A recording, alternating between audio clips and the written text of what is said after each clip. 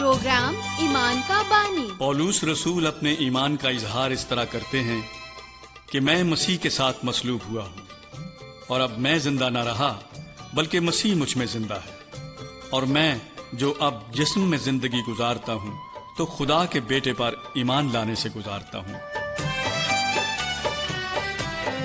میرے ایمان کا بانی، میری نجات مسیح۔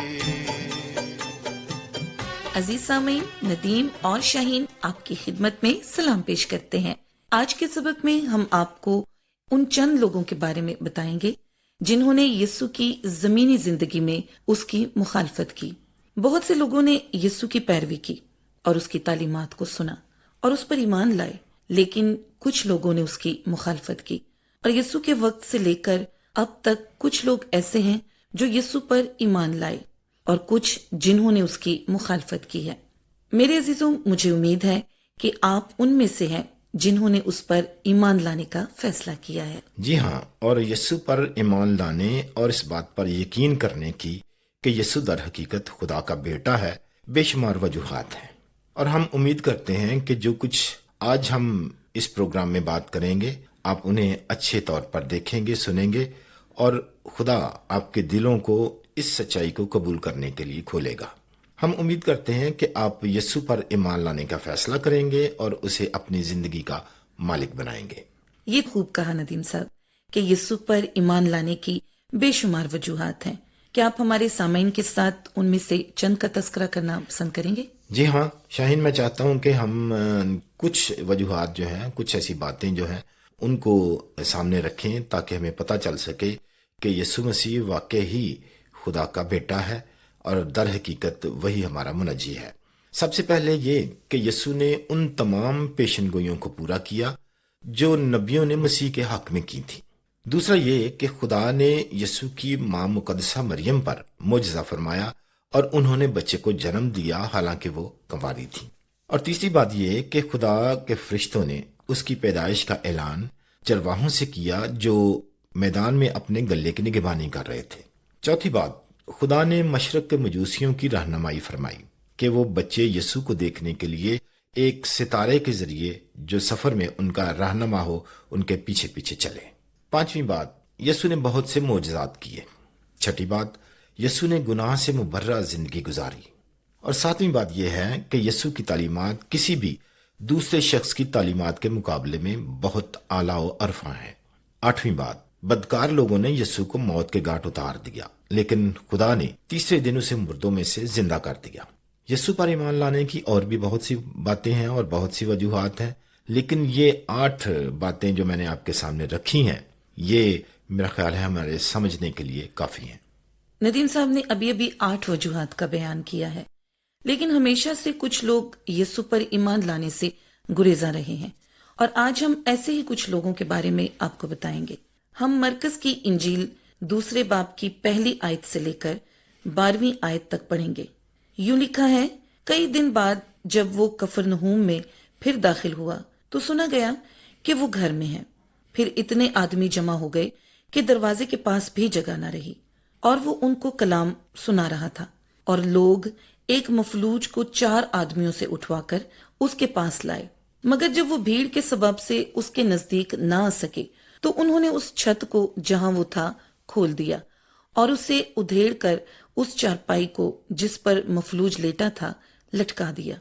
یسوع نے ان کا ایمان دیکھ کر مفلوج سے کہا، بیٹا تیرے گناہ معاف ہوئے۔ اور وہاں پر جو فقیر بیٹھے تھے وہ اپنے دلوں میں سوچنے لگے کہ یہ ایسا کیوں کہتا ہے، کفر بکتا ہے، خدا کے سوا گناہ کون معاف کر سکتا ہے؟ اور فی الفور یسوع نے اپنی روح سے معلوم کر کے کہ وہ اپنے دلوں میں یوں سوچتے ہیں ان سے کہا، تم کیوں اپنے دلوں میں یہ باتیں سوچتے ہو؟ آسان کیا ہے مفلوج سے یہ کہنا کہ تیرے گناہ معاف ہوئے، یا یہ کہنا کہ اٹھ اور اپنی چارپائی اٹھا کر چل پھر؟ لیکن اس لیے کہ تم جانو کہ ابن آدم کو زمین پر گناہ معاف کرنے کا اختیار ہے۔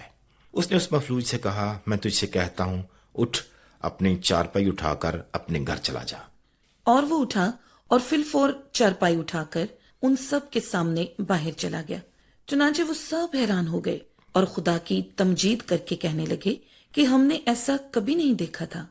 عزیز سامعین، جب یسوع نے لوگوں کو شفا دینا اور بد ارواح کو نکالنا شروع کیا، جو کچھ یسوع کر رہا تھا اس کی خبر دور دراز کے علاقوں میں پھیل گئی، اور جلد بہت سے لوگ یسوع کے پاس بہت سی مختلف جگہوں سے آنا شروع ہو گئے تاکہ اس سے شفا پائیں اور اس کی تعلیمات کو سنیں۔ اور اس سبب سے بہت سے یہودی مذہبی رہنما اور استاد یسوع کی مخالفت کرنے لگے۔ وہ یسوع سے بہت حسد کرتے تھے کیونکہ بہت سے لوگ یسوع کی پیروی کر رہے تھے۔ وہ یسوع سے ناراض تھے کیونکہ وہ ان کے گناہوں کی نشاندہی کرتا تھا۔ انہیں لوگوں کے لیے مثال بننا چاہیے تھا، انہیں لوگوں کی رہنمائی خدا کی راہوں کی طرف کرنا تھا، لیکن ان میں سے بیشتر خود خدا کی راہوں پر نہیں چل رہے تھے۔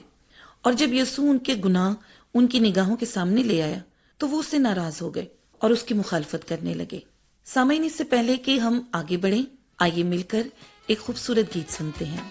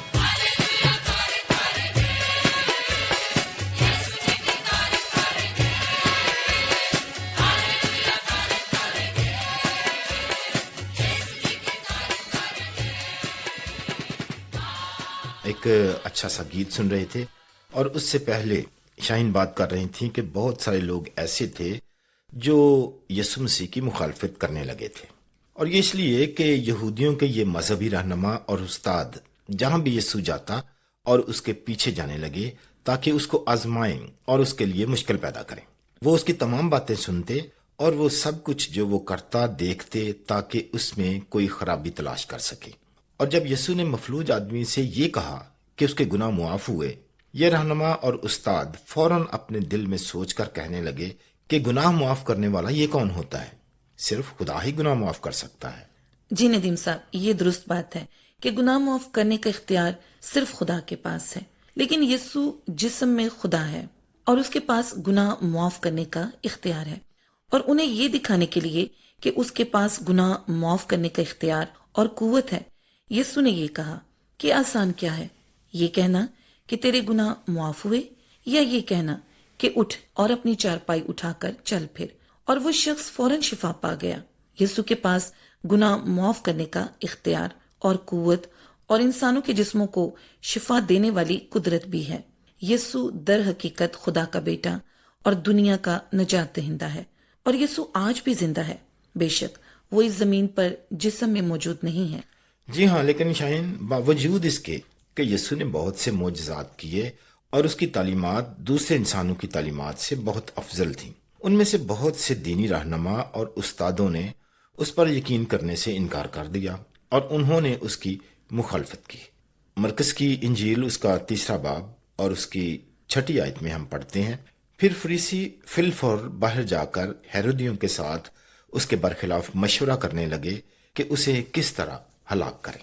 شیطان نے ان کی آنکھوں کو اندھا کر رکھا تھا اور اس نے ان کے دلوں کو پتھر کا بنا دیا تھا، اور ان پر یہ کہاوت صادق آتی تھی کہ آپ اونٹ یا گھوڑے کو پانی کے پاس تو لے جا سکتے ہیں، لیکن ان کی مرضی کے خلاف آپ انہیں پانی نہیں پلا سکتے۔ وہ یسوع کا کلام سنتے تھے اور اسے بہت سے معجزات کرتے ہوئے دیکھتے تھے، لیکن اب بھی اس پر یقین کرنے سے انکار کرتے تھے، کیونکہ ایسا وہ اس لیے کرتے تھے کیونکہ وہ یسوع سے حسد کرتے تھے۔ لوگوں کے رہنما اور استاد ہوتے ہوئے وہ یسوع کو اپنے مرتبے کے خلاف ایک خطرے کے طور پر دیکھتے تھے۔ وہ اس بات کو پسند نہیں کرتے تھے کیونکہ یسوع ان پر ان کے گناہ ظاہر کرتا تھا۔ وہ سچائی پر یقین کرنے سے انکاری تھے۔ میرے عزیز، کسی شخص کے لیے یسوع کے متعلق سچائی پر یقین نہ کرنا آج بھی ممکن ہے۔ خدا کسی انسان کو اپنے بیٹے پر ایمان لانے کے لیے مجبور نہیں کرے گا، لیکن خدا نے ان کو جو یسوع پر ایمان لانے سے انکار کرتے ہیں خبردار کیا ہے۔ یہ انتباہ ہم متی کی معرفت لکھی گئی انجیل اس کے 25ویں باب کی 31ویں آیت سے لے کر 33ویں آیت میں پڑھتے ہیں، اور ندیم صاحب سے ہمارے لیے پڑھیں گے۔ جی ہاں، یہاں پر یوں لکھا ہے، جب ابن آدم اپنے جلال میں آئے گا اور سب فرشتے اس کے ساتھ آئیں گے، تب وہ اپنے جلال کے تخت پر بیٹھے گا اور سب قومیں اس کے سامنے جمع کی جائیں گی، اور وہ ایک کو دوسرے سے جدا کرے گا، جیسے چرواہا بھیڑوں کو بکریوں سے جدا کرتا ہے، اور بھیڑوں کو اپنے داہنے اور بکریوں کو بائیں کھڑا کرے گا۔ اور اب متی کی انجیل اس کے 25ویں باب کی 34ویں آیت بھی سنیں۔ اس وقت بادشاہ اپنے دہنی طرف والوں سے کہے گا، آؤ میرے باپ کے مبارک لوگو، جو بادشاہی بنائی عالم سے تمہارے لیے تیار کی گئی ہے، اسے میراث میں لو۔ اور متی کی انجیل 25ویں باب کی 41ویں آیت میں ہم پڑھتے ہیں، پھر وہ بائیں طرف والوں سے کہے گا، اے ملعونو، میرے سامنے سے اس ہمیشہ کی آگ میں چلے جاؤ جو ابلیس اور اس کے فرشتوں کے لیے تیار کی گئی ہے۔ میرے عزیزو، ہم کبھی بھی اس بات کو نہ بھولیں کہ خدا اس شخص کو جو یسوع پر ایمان لاتا ہے گناہوں کی معافی اور ابدی زندگی کا وعدہ انعام میں دے گا۔ وہ اپنے دل میں خوشی اور اطمینان حاصل کرے گا، لیکن خدا اس شخص کو سزا دے گا جو خدا کے بیٹے پر، جسے خدا نے اس دنیا میں بھیجا تاکہ انسان کو اس کے گناہوں سے بچائے، ایمان لانے سے انکار کرے گا۔ پیارے سامعین، شیطان کو اس بات کی اجازت نہ دیں کہ وہ خدا کی سچائی کے لیے آپ کی آنکھیں اندھی کر دے۔ شیطان خدا کی سچائی کے لیے آپ کے دل کو سخت نہ کرنے پائے۔ یسوع مسیح پر ایمان لائیں۔ آئیں ہم دعا کریں۔ اے خدا، میں جانتی ہوں کہ آج کے پروگرام کی تعلیم کچھ سامعین کے لیے قبول کرنا مشکل ہے۔ ان میں سے بہت سو کے لیے یہ ایک نئی تعلیم ہے۔ وہ نہیں جانتے کہ جو کچھ ہم سکھا رہے ہیں وہ واقعی ہی سچ ہے۔ بس میں دعا کرتی ہوں کہ تیرا روح ان کے دل سے ہم کلام ہو اور صحیح اور غلط میں تمیز بخشے۔ میں دعا کرتی ہوں اے خدا کہ تو ہمارے سامعین کی رہنمائی اپنی سچائی کی جانب فرما۔ میں دعا کرتی ہوں کہ تو شیطان کو اجازت نہ دے کہ وہ ان کی آنکھوں کو اندھا یا دل کو سخت کر سکے۔ میں دعا کرتی ہوں کہ تو ان کو شیطان کی راہوں سے موڑ کر اپنی راہوں پر گامزن فرما۔